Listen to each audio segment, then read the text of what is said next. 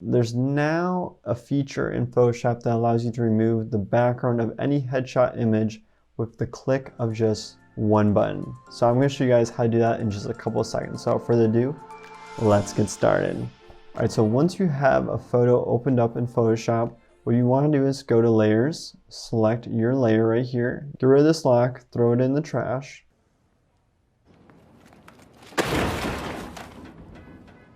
Then go up here to Properties, and then click on Quick Actions. And then they give you the option to remove background of your image. So let's click Remove Background, and let's see the magic happen. And look at that, your background is now gone. That literally took seconds to do.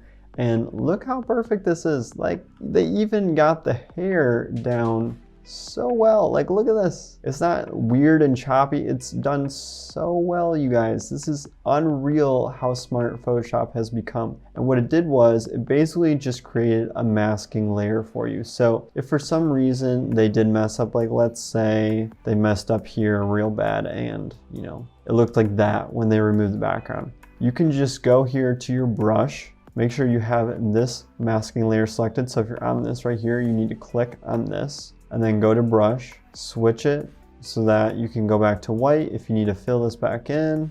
And then you can do it like so. And you can even increase your brush by doing brackets. And so fill that all the way in. Maybe if it's on the outside, you can switch it back to black. You know, if I need to like chop some of my shoulder off, you can do that. So just note that this is probably one of the most professional and quickest ways to remove any background from a headshot image, especially if you have the tool Photoshop. So if you guys did enjoy this very quick video, make sure to give it a thumbs up, and if you could subscribe, I would greatly appreciate the support.